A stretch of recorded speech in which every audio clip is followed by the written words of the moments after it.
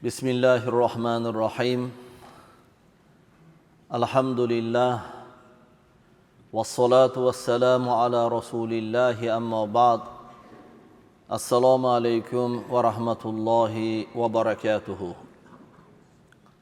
Muhtaram jamoat, hurmatli namozxonlar, tabarruk yoshdagi otalar, aka-uka birodarlar, yaratgan Robbimiz Allohga hamd va sano, payg'ambarimiz Muhammad alayhissalomga durud va salovatlarimiz, salomlarimiz bo'lsin.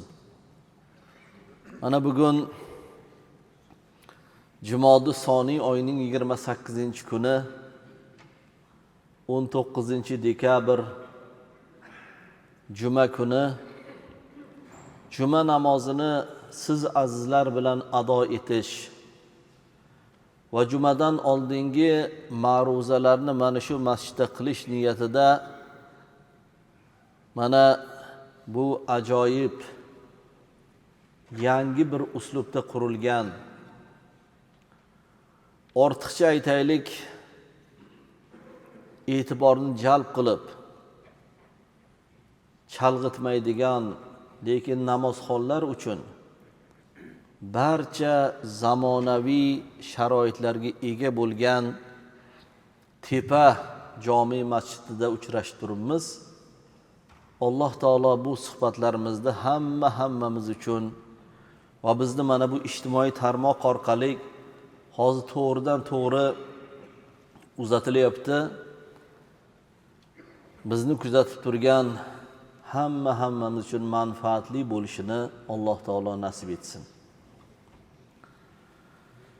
Azizlar, bugungi ma'ruzamizning mavzusi aynan masjidlarga taalluqli bo'lgan bir mavzu.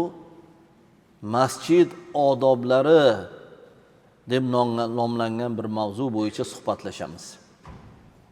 Allohga shukr, bugun O'zbekistonimizdagi masjidlarimiz alhamdulillah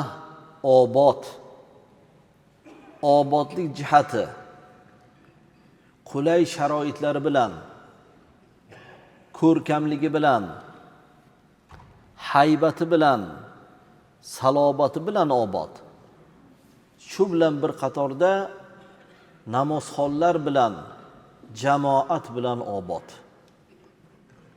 O'zbekistonimizda bugun 2148 ta jome masjidlarimiz bo'lib, alhamdulillah hozir hammasida juma namoziga taraddud ko'rilgan va masjidlarimiz siz kabi namozxonlar bilan to'la. Emin erkin mikrofonlarda ma'ruzalar qilyapmiz, azonlar aytyapmiz, tahoratxonalar, namozxonalardagi bir ozodalik, kirib kelaverishda namozxonlarimizda oyoq kiyimlari qo'yadigan joylari, yorug'ligi, qishda issiqligi, yozda esa mana bu vositalar ila salqin qilib qo'yilgan ajoyib masjidlarimiz alhamdulillah. Birgina Imom Buxoriy masjidini olib qarang. Imom Buxoriy majmuasida yangi bir masjid, Imomul Buxoriy nomlaridagi masjid bino bo'ldi. Betakror. Alhamdulillah 10,000 kishi sig'adigan bir masjid. Imom Buxoriy hazratlarining marqadlari, maqbaralar qaytadan tiklandi. Va shunga o'xshagan masjidlar o'lkamizning barcha hududlarida bor, Allohga shukr.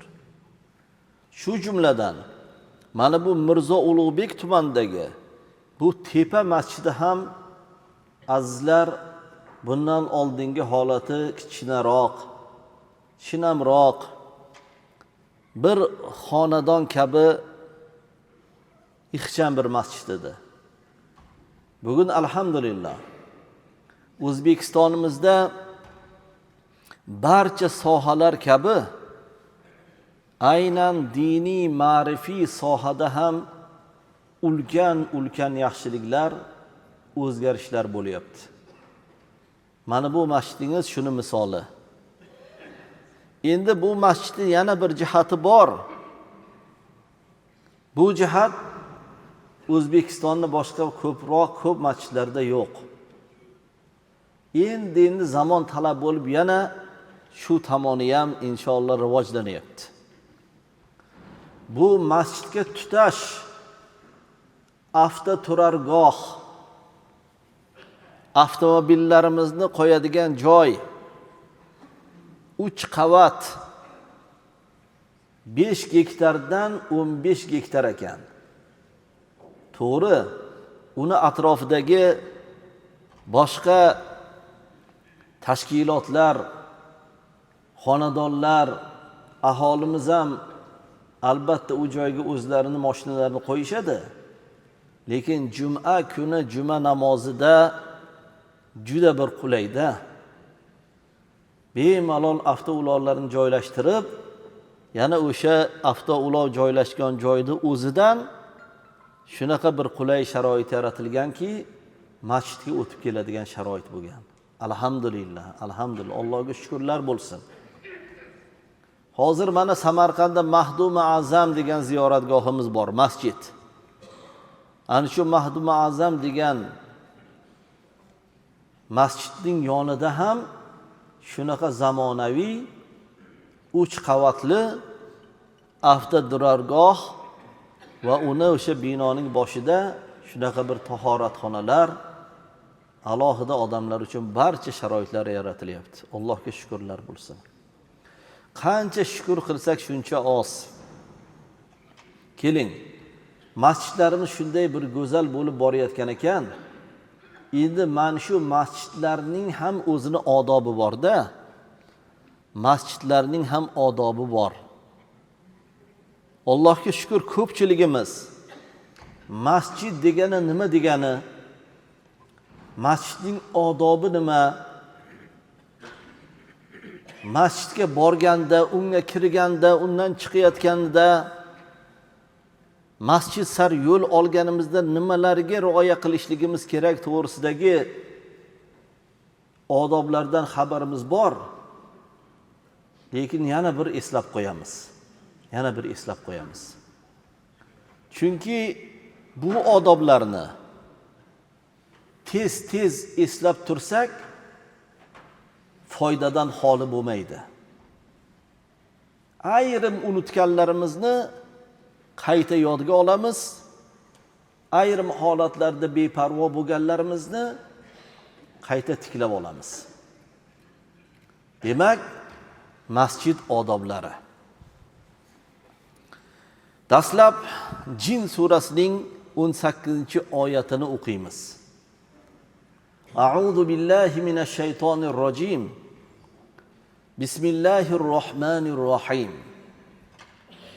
Wa annal masajida lillah fala tad'u ma'allohi ahada. Sadaqallohul azim.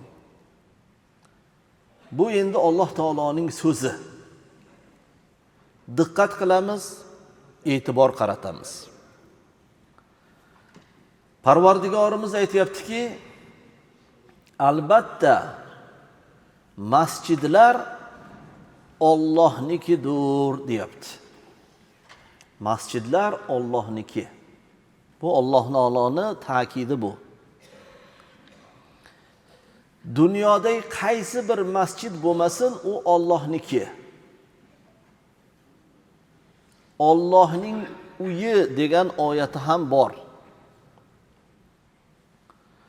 Bizning e'tiqodimiz Hanafiya mazhabi Maturidiya e'tiqodi bo'yicha Parvardigorimiz lo makon, uning bir muqarrar makoni yo'q. Alloh subhanahu va taologa makon nisbat berib bo'lmaydi.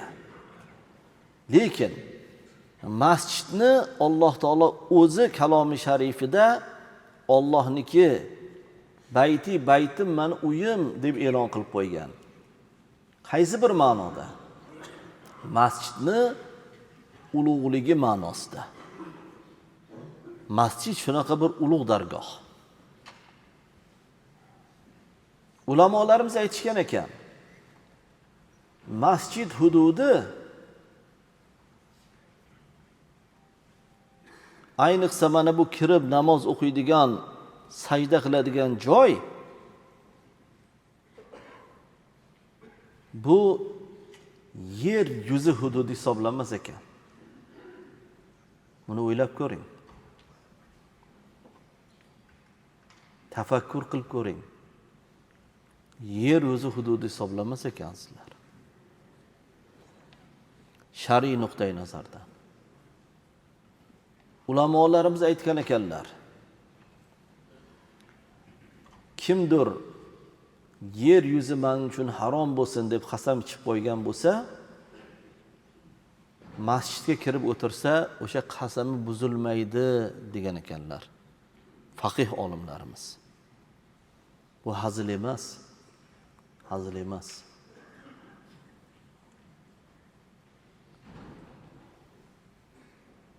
Namozni mo'minning meroji deydi ulamolar. As-solatu mirajul mu'mini. Chunki payg'ambarimiz sollallohu alayhi va sallam bu namozni merojdan keltirdilar-da. Meroj qayerda deydigan bo'lsak, bu Alloh subhanahu va taoloning o'ziga ma'lum bo'lgan bir joy. Ammo Rasulimiz sollallohu alayhi va sallamning hadislarida ma'lum bo'ladiki, 7 osmon uzra Sidratul Muntaho bu koinotning nihoyasiga yetib borganlardan keyin Rasul akram alayhi salatu vassalam yolg'iz o'zlari ana shu Miroj deb ataluvchi Alloh subhanahu va taolo o'zi lozim topgan joyda hozir bo'lganlar. Ana o'sha joydan bu namozni Rasul akram alayhi salatu vassalam o'zlariga va o'zlari orqali butun ummatlarga Allohning in'omi sifatida keltirganlar. Shu namoz o'qiladigan joy, sajda qiladigan joy bu masjid deyiladi. U katta bo'lsin, kichkina bo'lsin, masjid deb e'tirof etilganmi? Alhamdulillah, ana shular hammasi nazarda tutilyapti. Fala tad'u ma'allohi ahada. Masjidda Allohdan o'zga hech kimga duo qilmanglar, ibodat qilmanglar deb Alloh taolo marhamat qilyapti. Masjidga kelgan odam demak nima uchun kelar ekan? Allohga ibodat qilish uchun kerak ekan. Allohga duo qilishlik uchun kerak kelar ekan masjidga, boshqa narsa uchun emas. Mana shu juda ham muhim. Masjid sar yo'l olib kelyapsizmi? Alloh taboraka va taoloning yer yuzidagi uyiga, Allohning huzuriga, Allohning ziyoratiga kelganimizni unutmasligimiz kerak. Ana shu holatda bo'lishimiz kerak. Endi Parvardigor olam Tavba surasining 18-oyatida marhamat qilyapti. Tavba surasining 18-oyati. A'udhu billahi minash shaytonir rojim. Bismillahir rohmanir rohim. إنما يأمر مساجد الله من آمن بالله واليوم الآخر وأقام الصلاة وآتى الزكاة ولم يخشى إلا الله فعسى أولئك أن يكونوا من المهتدين صدق الله العظيم. صدق الله العظيم. Bu oyati karimaga ham diqqat qilasiz. Parvardigorimiz aynan masjid borasidagi bu oyatda aytayaptiki, Allohning masjidlarini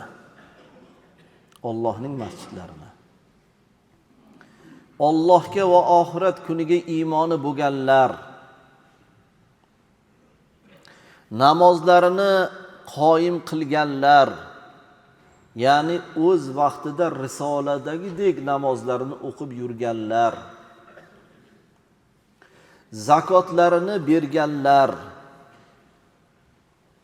Alloh taolodan qo'rqadiganlar obod etadilar, obod qiladilar. Shoyat ular to'g'ri yo'lda bo'luvchilardandurlar. Ko'p ulamolarimiz, tafsirchilarimiz aytadilarki, Qur'oni Karimda shoyat degan lafz kelsa, aniq degan iborani tushunishimiz kerak. Ana. Allohga va oxirat kuniga iymoni bor. Allohning borligini, Alloh taoloning yakka yagona zot ekanligiga ishongan, ichidan inongan bandalar birinchi sifatlari. Ikkinchi sifatlari oxirat kuniga ishongan va inonganlar. Mana bu dunyodan boshqa bir hayot bor. Bu dunyodagi hayotimiz nihoyasiga yetgandan keyin boshqa bir hayotga ko'chib o'tamiz. Vaqti soati yetganda tanamiz bilan ruhiyatimiz yana qayta qo'shiladi. Qayta tirilamiz. Qiyomat kuni haq. Hisob kitob bo'ladi. Nomai amallar beriladi. Filsirot ko'pligidan o'tiladi. Savob amallar bilan gunoh amallar taroziga tortiladi. Jannat bilan jahannam haq. Bunga ishonamiz, biz inonamiz deydigan odamlar ikkinchi sifatlari. Alloh taolo aytayki, mana shunaqa odamlar yana shu bilan birgalikda namozlarni qoyim qilganlar, namozlarni o'qiganlar, namozxonlar deyilayotgani yo'q. Namozlarni qoyim qilganlar, ya'ni namozlarni chin ixlos bilan, savob umidida, shunga ham ruhan, ham ma'nan, ham aytaylik ilmiy yondashib, buni qanchalik bir mas'uliyat ekanligini, qanchalik bir saodat ekanligini, namozxon odam mana bu dunyoda ham hammaga o'rnak, namuna, odobli, halol, pokiza qo'ldan kelsa faqat yaxshilik qiladigan odam shunaqa bir mas'uliyat ibodat ekanligini anglab yetgan, namozini beparvolik bilan aytaylik nomiga o'qiydiganlar emas, o'z vaqtida risoladagidek ado etadiganlarni namozni qoyim qilganlar, namozni tik qilganlar, namozni ihyo qilganlar deyiladi. Ana shular nazarda tutilyapti. Shu bilan bir qatorda zakotlarni berganlar. Zakot ham moliyaviy bir ibodat. Agar ko'pchilik zakotni manfaatini bilganimizda, O'zbekiston xalqimiz zakot beruvchilar zakotlarimizni tiyin-tiyinigacha hisoblab ado qilganimizda, O'zbekistonda kambag'allar qolmas edi. O'zbekistonda muhtoj odamlar qolmas edi. Alloh taoloning o'zi mana shu muvozanatni yaratgan va shunga buyurgan. Ana shu zakot beruvchilar deyapti Alloh taolo. Faqatgina Alloh taoloni o'zidan qo'rqadiganlar, Alloh taoloni hamma yerda kuzatib turganini, ko'rib turganini, bilib turganini, his qilib turgan bandalar Alloh taoloning masjidlarini obod qiladilar deyapti. Va albatta ular to'g'ri yo'ldadurlar deb Alloh taolo marhamat qilyapti. Ana. Endi masjidni obod etish deganda nima tushunamiz deydigan bo'lsak, azizlar, masjidni obod etish nima degan? Masjidni obod etish deydi ulamolarimiz. Ikki xil ko'rinishda bo'ladi. Ikki xil. Birinchisi, masjidlardagi sharoitlarni yaxshilash. Zamon talabi asosida. Mana bu tepa masjididay shunga o'xshagan. Bu birinchisi. Yana shu narsani yaxshi bilib qo'yishimiz kerak. Aytaylik, bundan yaqin kelajakdagi 60-70 yil oldin yoki bundan 30-40 yil oldin masjidlarni qayta tiklash, qurishga ruxsat berilganda ko'pchilik qiziqib, baholi qudrat imkoniyatlarimizdan kelib chiqib hashar yo'llari bilan masjidlarni bino qilganmiz. O'sha zamonga mos edi. Lekin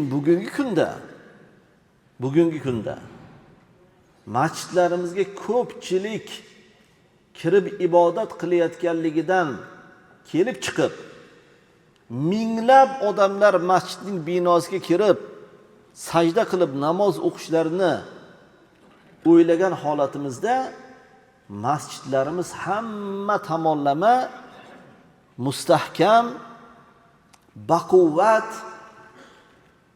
talabga javob beradigan bo'lish kerak. Buning uchun quruvchi mutaxassislarni albatta yollab, o'rnatilgan tartibga ularni aytaylik ruxsatlarini olib, hamma narsani o'zini ilmi borda. Bugungi kundagi masjidlarimiz ana shunaqa bo'lish kerak. Shunaqa bo'lyapti ham, Xudoga shukr. Allohga shukr. Ana endi. Uni ikkinchi jihati nima bilan deydigan bo'lsak, ikkinchisi masjidni jamoat bilan obod qilish kerak ekan. Masjid chiroyli, ko'rkam, mustahkam, keng, yorug' bo'lsa-yu, unda namozxonlar bo'lmasa yoki namozxonlar kam bo'lsa, bu ham masjidni obod etilmaganiga dalolat qilar ekan. Alhamdulillah. Shuning uchun azizlarimiz, yurtimizdagi masjidlarimiz hamma tomonlama obod bo'lgan. Allohga shukr. Lekin endi mana shu masjidlarda namoz o'qib ketayotgan hammamiz ana shu namozni boshqa amallarga ham rioya qilishimiz kerak.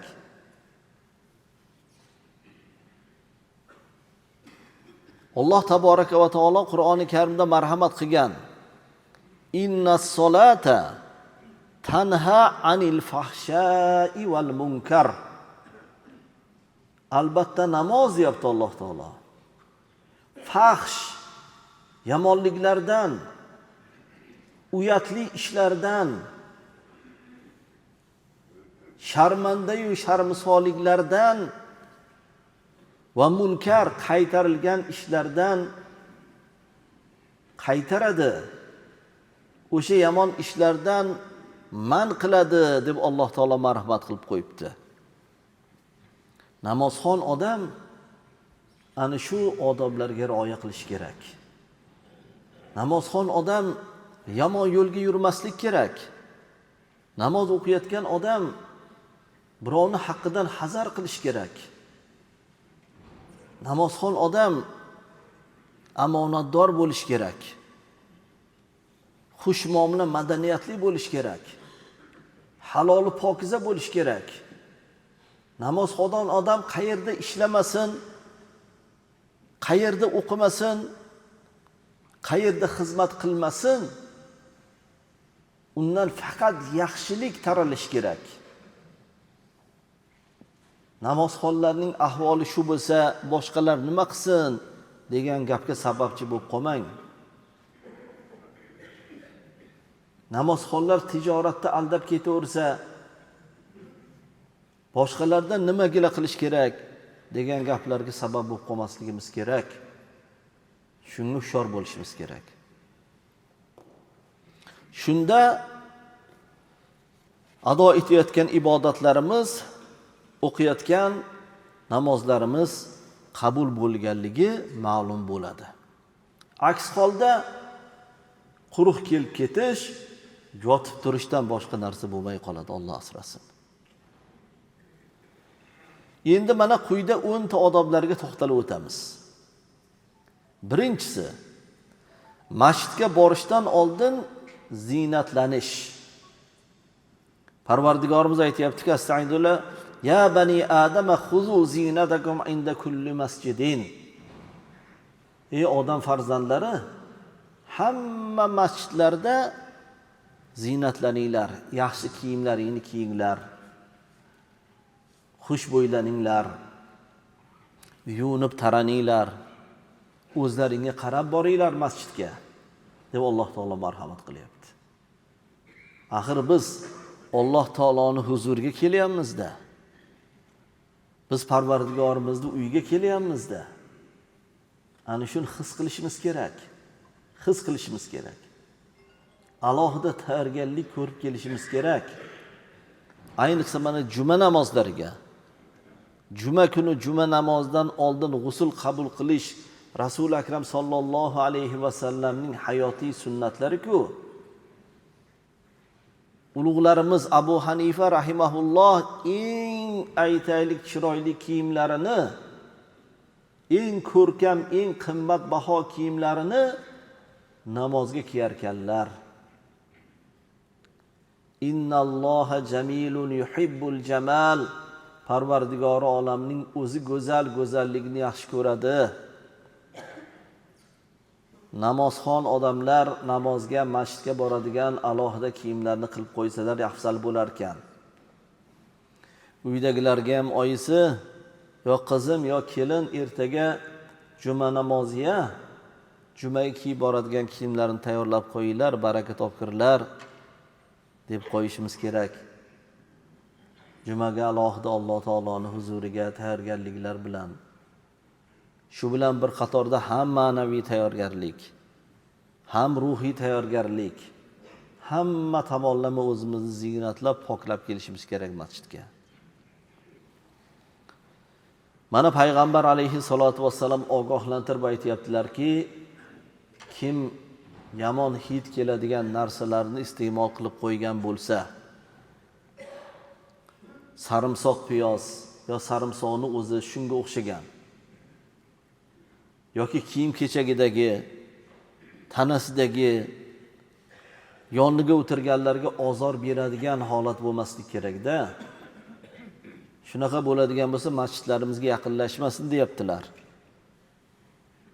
Bu qarang qanaqa bir jiddiy ogohlantirish.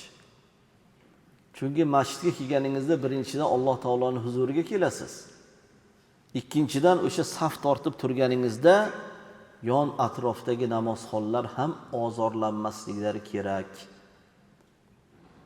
Pokiza, yuvilgan, taralgan, o'zidan bir badbo'y hid taratmaydigan kiyim-kechaklarda, og'zimizdan, tanamizdan shunaqa bir badbo'y hid kelmaydigan, ayniqsa paypoqlar, oyoq kiyimlar xushbo'y bo'lib kelish kerak-da, xushbo'y bo'lib.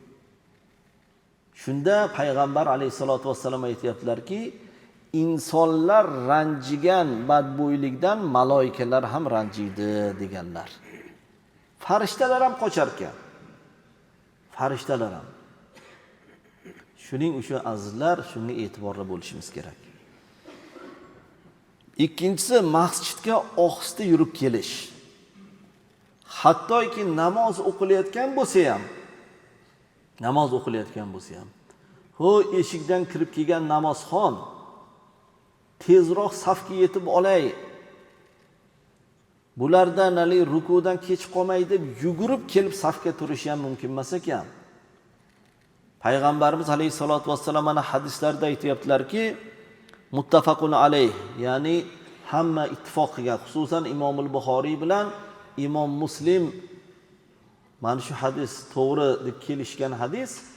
Payg'ambar alayhisolatu vassalam aytayaptilarki, namozga kech qoladigan bo'lsangiz ham ohista, birovlarga xalaqit qilmaydigan, birov bilib bilmaydigan darajada kelingda, qo'shiling, ulgurmasangiz keyin o'qib oling deyaptilar. Ko'rdingizmi? Bu degani judayam sokin bo'ling masjidda degani. Tinchlikni saqlang degani. Va'r shuur qilmang. Shu jumladan telefon.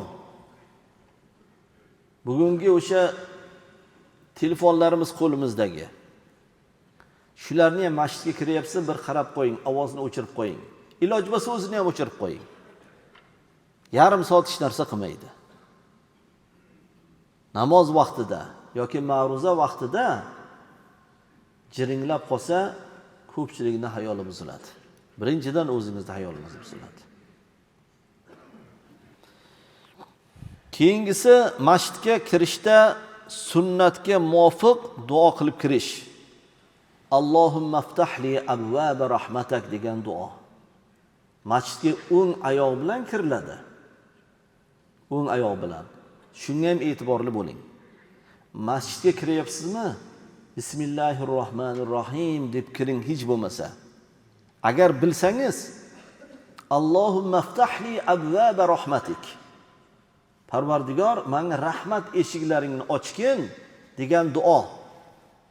O'zbekchasini aytavering bilmasangiz. Alloh taolo bilguvchi zot. Qaysi tilda aytsangiz ham qalbingizdan aytsangiz bo'ldi.